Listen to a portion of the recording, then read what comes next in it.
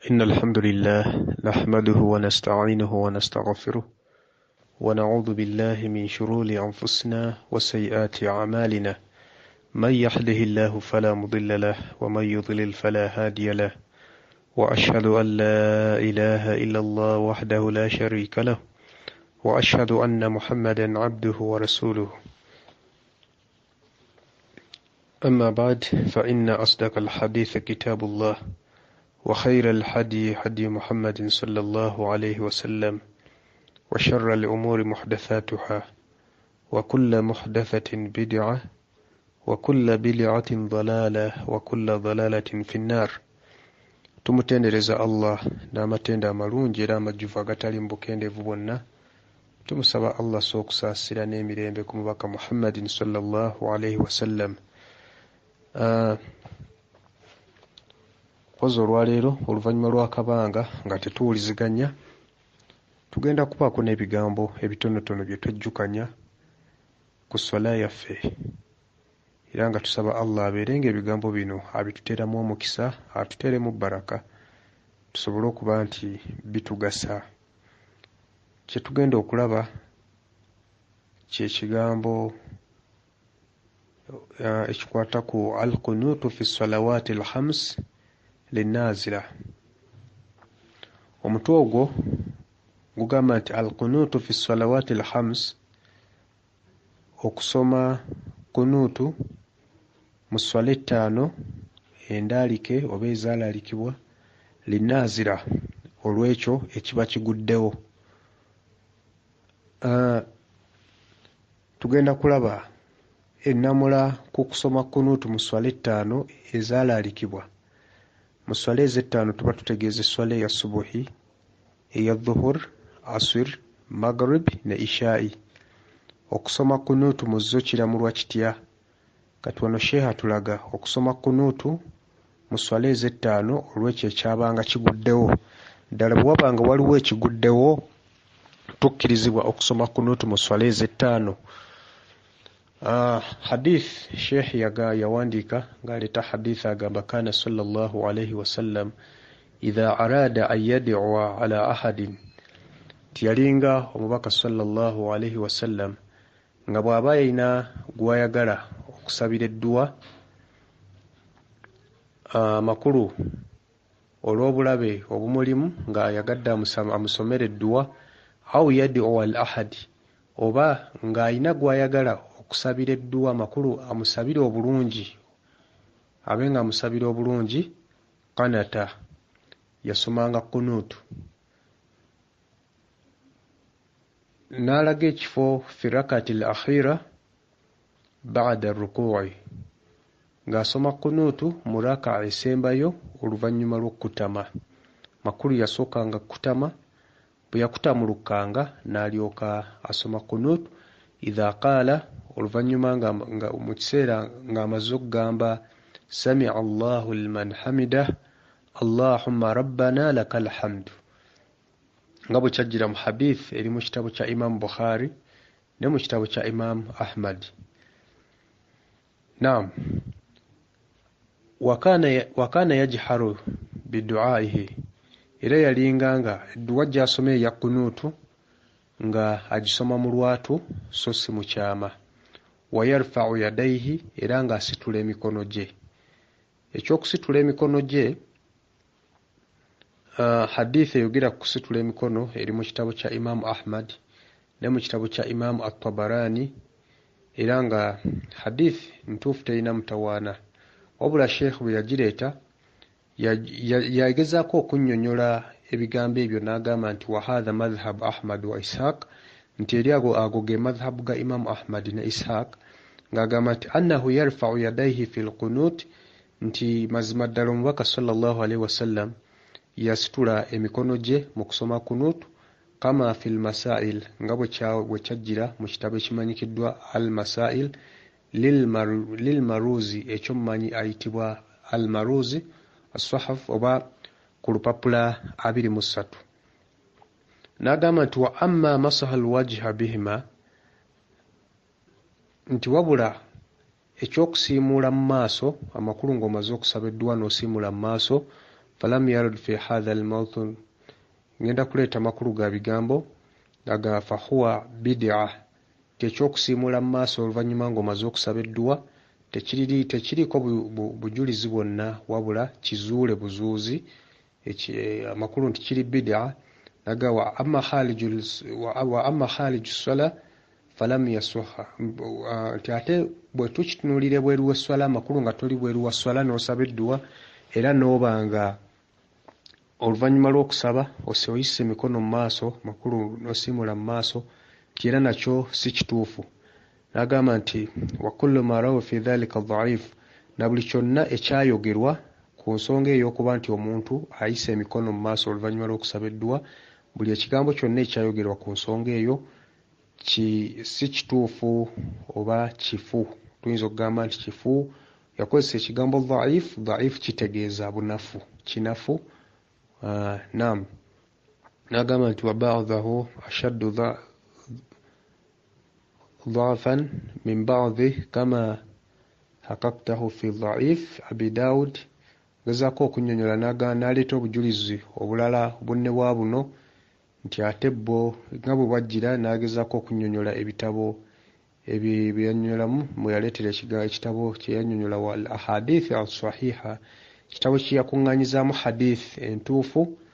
ahadith entuufu n'agatunuulira hadith 597 yagezaako okubeera nga annyonnyola ku nsonga eno walidhalika yaleeta omumanyi Abdussalam fi ba'dhi fatawa nti muzimu ku nnamulaze yawandiika n'agamba nti la yaf'aluhu tayinza kukikola amakulu omuntu tayinza kukola kikolwa ekyo ekyokusisa emikono mu maaso oba okusimula mu maaso ng'amaze okusaba edduwa illa al-juhal okuggyako abo abatannaba kuyiga ddiini oba abatannaba kusoma ddiini.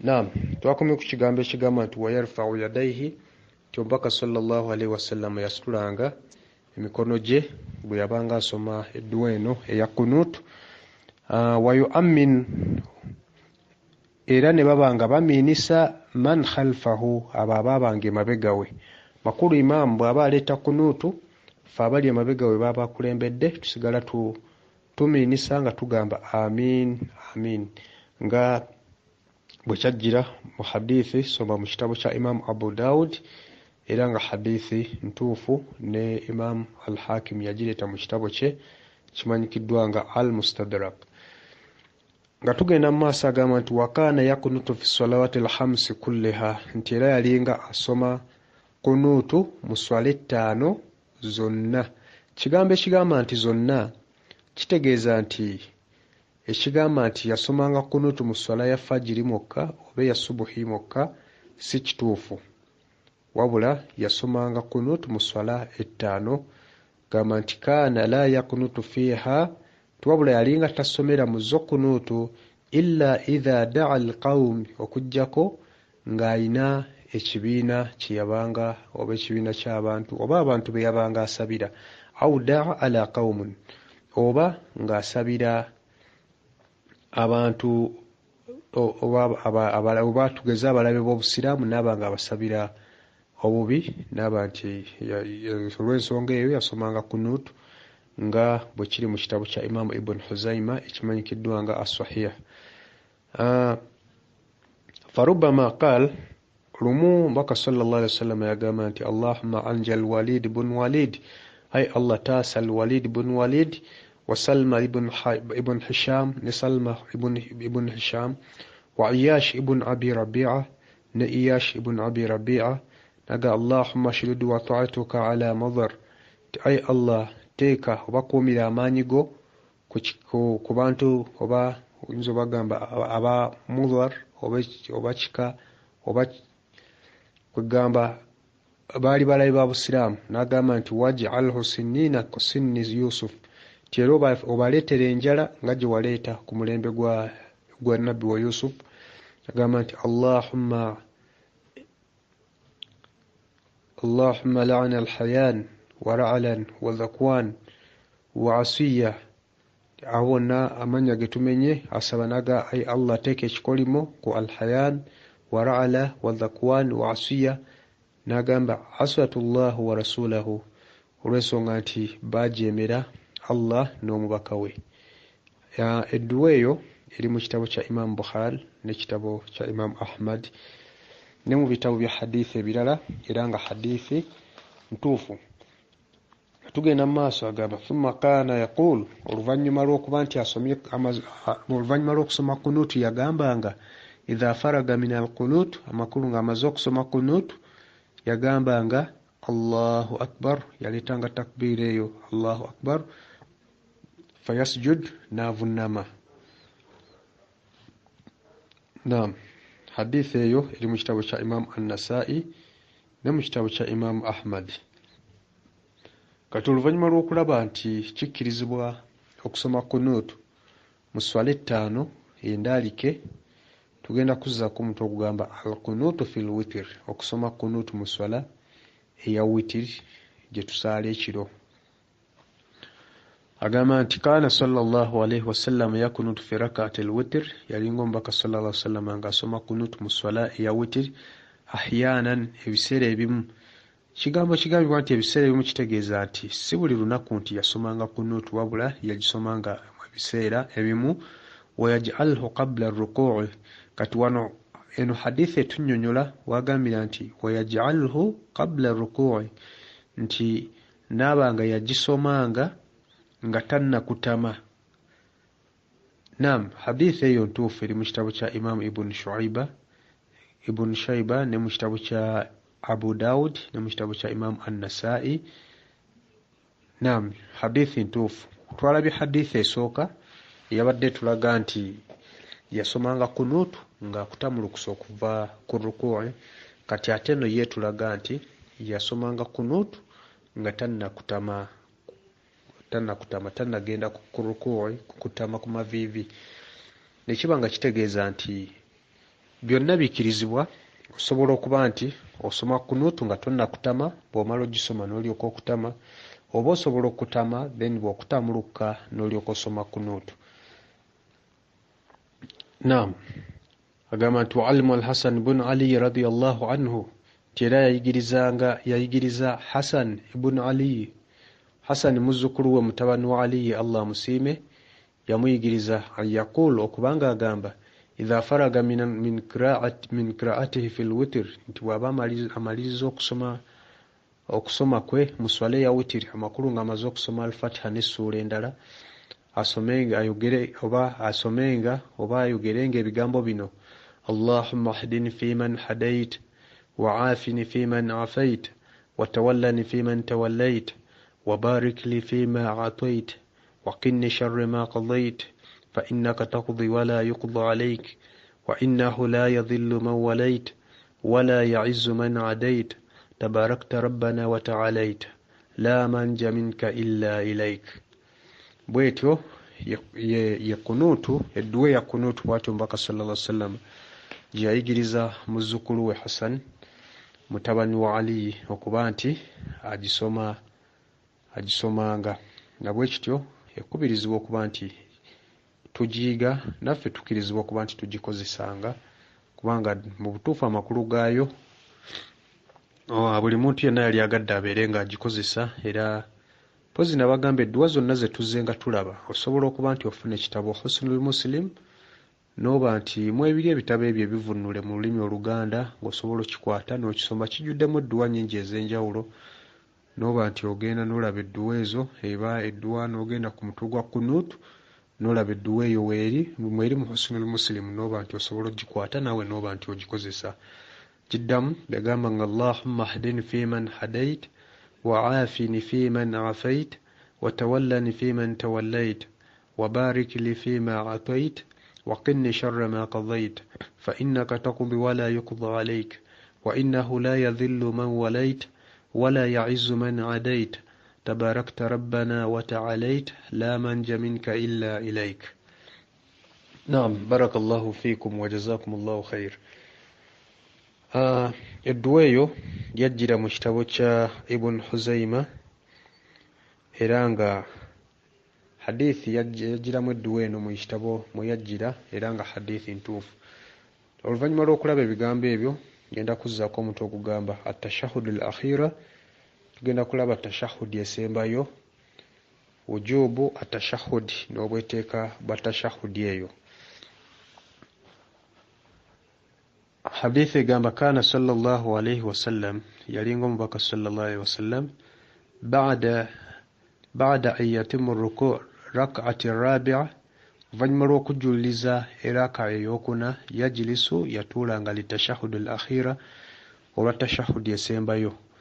Wa kana ya'muru fihi bima amara bihi, era yalinga alagirira mu yo bima amaru bihi fil ula, yalinga alagirira mu yo mu bye yalagiriranga mu tashahhudi yasooka. Wa yasna'u fihi ma kana yasna'u fil ula, era nga akolera mu yo ebyo bye yakoleranga mu tashahhudi eyasooka. Illa annahu, okujjako, kana yaq'udu fihi mutawarrukan, kujjako nti yatuuliranga mu yo olutuula oluyitibwa at-tawarruku.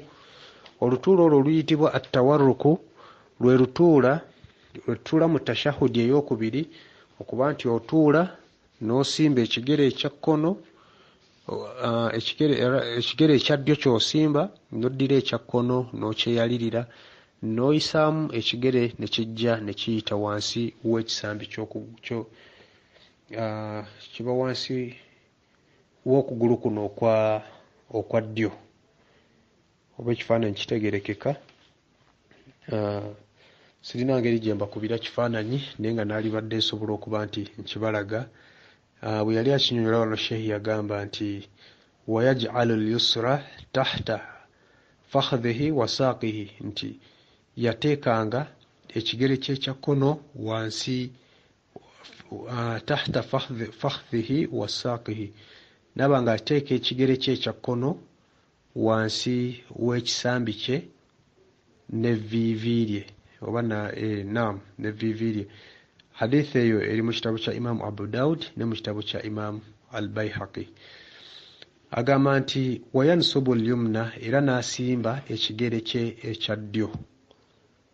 Nga bwe kiri okusimba ekigere kye ekya ddyo kiri mu kitabu kya Imam Muslim ne mu kitabu kya Imam Abu Awana. Naam. Warubama farshiha, ate olumu yakyeyaliriranga. Olumu yakyeyaliriranga ekigere ekyo ekya ddyo. Hadithi eri mu kitabu kya Imam Muslim ne mu kitabu kya Imam Abu Awana. Warubama farshiha ahyanan. Agamba wakana yalqum kafihi al-yusra rukbatihi, naba nti abembeka ekibatu kye kino ekya kkono ku maviivi ge oba ku viivi lye, yatahamilu alaiha, mu ngeri y'okwesigamirirako oba mu ngeri y'okwesigamirako. Eyo hadith eri mu kitabu kya Imam Muslim ne mu kitabu kya Imam Abu Awana. Atulaga nti wasanna fihi salatu alaihi sallallahu alaihi wasallam, nti yasaawo enkola y'okuba nti tumusaalira, kama sanna dhalika fi tashahhudi al-ula, nga bwe yagissa mu tashahhudi esooka. Mujjukire nti ku mulundi guli nabagamba omubaka sallallahu alaihi wasallam yasaawo enkola y'okuba nti tumusaalira mu tashahhudi esooka. Abasinga bagamba nti tebasaalira nabbi mu tashahhudi esooka. Ekyo si kituufu, kubanga abakyogera tebakirinaako obujulizi bwonna, wabula obujulizi bwe tulina bwakuba nti omubaka sallallahu alaihi wasallam tumusaalira mu tashahhudi esooka, nga sheikh bwe yakinnyonnyola wano, era n'akiraga nti nga bwe yassaawo enkola okuba nti tumusaalira mu tashahhudi eno, kama sanna dhalika fi tashahhudi al-awwal aw fi tashahhudi al-ula, nga bwe yassaawo enkola y'okuba nti tumusaalira mu tashahhudi esooka. Wakad madha hunaka dhikra sayyidul warda fi sifati salati alayhi sallallahu alayhi wasallam. Ama musomo gwaffe ogwasembayo twalaba nga shehi bwagamba nti ekyo kyawedde okunnyonnyolwa, kyaggwa okuba nti twakinnyonnyola butya bwe tusaalira omubaka sallallahu alayhi wasallam. Twaleeta ensaalira oba ebigambo bye tukozesa nga tusaalira omubaka sallallahu alayhi wasallam ebyenjawulo. Oluvannyuma lw'ekyo tugenda kulaba wujubu salatu ala nabiyyi sallallahu alayhi wasallam, obwetteeka bw'okusaalira omubaka sallallahu alayhi wasallam. وقد سمع صلى الله عليه وسلم رجلا بكى صلى الله عليه وسلم lumu yawulira omusajja yad'u fi salatihi asaba mu swalaye lam yumajidullahu ta'ala naye mu swalayo nga tatendererezaamu Allah walam yusalli ala nabi sallallahu alaihi wasallam nga era tasaliddeemu mubaka sallallahu alaihi wasallam faqal baka sallallahu alaihi wasallam kyava agamba nti ajjal hadha yapapye nnyo thumma da'ahu oluvannyuma yamukoowola faqala lahu walgairi n'amugamba n'abalala abaaliwo abataliye n'agamba nti idha salla ahadukum omumwe bw'abanga asaala falyabda'u bitahmidi rabbahu oba falyabda'u bitahmidi rabbahu nti atandikenga nakutendereza mulezi we jalla wa azza oyo yayitira okuba wa waggulu wathanai alaihi n'okumutukuza oba okumusuusuuta thumma yusalli oluvannyuma ansaalire wafi riwaaya mu njatula endala yagamba liyusalli ala nabiyi sallallahu alaihi wasallam thumma yusalli oluvannyuma ansabire wafi riwaaya mu njatula endala liyusalli ala nabiyi sallallahu alaihi wasallam nga ategeeza okusaalira liyusalli asaalire omubaka sallallahu alaihi wasallam thumma yad'u bima shaa oluvannyuma asabe kyonna kyayagadde. Hadithi eyo eri mu kitabu kya Imam Ahmad ne mu kitabu kya Imam Abu Daud ne mu kitabu kya Imam Ibn Khuzaima era nga Imam Al-Hakim yagamba nti hadithi ntuufu mu kitabu kye Al-Mustadrak. Naam, wasami'a rajulan era yawulira omubaka sallallahu alaihi wasallam yawulira omusajja yusalli ng'asaala famajada Allah n'aba nti yatukuza Allah wa hamdahu era n'amutendereza wasalla ala nabiyyi sallallahu alaihi wasallam era n'asaalira omubaka sallallahu alaihi wasallam muswala eyo faqala rasulullahi sallallahu alaihi wasallam omubaka n'agamba adiu ta'ajjub wasalli ta'atwa makulu nti saba oyanukulwe era osabe oweebwe ge makulu g'ebigambo ebyo nga bwe byajjira mu kitabu kya Imam An-Nasa'i. Omutwe gwe ngenda okusembyayo kuba ndaba nti kaklipu kagenderedde gwe gugamba wujubul isti'adha obwetteeka bw'okusaba Allah okwewogoma eri Allah kukingirize oba akuwonye min arba ebintu bina kabla du'a nga tonnasaba. Kiba kitegeeza nti mu tashahudi eno tusomeramu tahiyatu we tugimala ne tusaalira omubaka sallallahu alaihi wasallam. Kati ekyokusatu kye kino kye tugenda okulaba ekyokuba nti twewogoma eri Allah atuwonye ebintu bina bye tugenda okulaba nga tetunnasaba dduwa. Kati ekyo okusaba edduwa kye kisembayo ne kiba ekyokuna. Agamba nti kaana sallallahu alaihi wasallam yaqul yalinga omubaka sallallahu alaihi wasallam nga agamba idha faraga ahadukum min tashahhudi al-akhirah nti omumwe bw'abanga amaze okusoma tashahudi esembayo falyasta'idh billahi min arba abeere nga yasaba Allah okuba nti amuwonya ebintu bina. Yaqul ng'agamba Allahumma inni a'udhu bika ay Allah nekingiriza gy'oli omponye min adhabi jahannam ebibonyobonyo by'omuliro wa min adhabi al-qabr n'ebibonyobonyo by'omuntaana wa min fitnatul mahya n'ebikemo by'omubulamu wal mamati n'ebikemo wa min fitnatul mahya n'ebikemo oba ebigezo by'omubulamu wal mamati n'ebikemo by'okufa wa min sharri fitnatul masih dajjal era omponye obubi oba ebikemo bya masih dajjal. Thumma yad'u li nafsihi bima bada lahu oluvannyuma kino ekigamba thumma yad'u li nafsihi bima bada lahu oluvannyuma yeesabire ekyo kyonna kyaba alabye. Sheikh yakinnyonnyola hadithi ezikyogera ziri Muslim ne mu kitabu kya Imam Abu Awana naye nga tujja kwongera okukinnyonnyola obulungi mu musomo gwaffe ogwo gwe tunaddamu okusoma insha Allah tulabe omubaka sallallahu alaihi wasallam ogamba nti thumma yad'u li nafsihi bima bada lahu oluvannyuma yeesabireyo kyonna kyabalabye yali ategeeza ki. Tujja kukinnyonnyola kuba kati ndaba obudde bugenze inshallah. Nga tulaba ekiddako wakana sallallahu alaihi wasallam yad'u bihi fi tashahudihi. Omubaka sallallahu alaihi wasallam yalinga asabisa ebigambo ebyo bye tulabye mu tashahudi ye. Hadithi etugamba nti yabikozesanga eri mu kitabu kya Imam Abu Daud ne mu kitabu kya Imam Ahmad. Nga maliriza wakana yuallimu sahabati radiyallahu anhum, kire yalinga omubaka sallallahu alaihi wasallam ng'edduwa eyo gye tulabye ey'okwekingiriza Allah okuba nti amutaasa ebintu bina. Allah omubaka sallallahu alaihi wasallam yagiyigirizanga basahaba be Allah basiime, kama yuallimuhum asura min alquran, nga bwe yabayigirizanga esura okuva mu Quran. Nga hadithi etulage ensonga eyo eri mu kitabu kya Imam Muslim ne mu kitabu kya Imam Abu Awana. Nja kukoma wano. Subhanaka Allahumma wa bihamdik, nashhadu an la ilaha illa ant, nastaghfiruka wa natubu ilaik. Assalamu alaikum wa rahmatullahi wa barakatuh.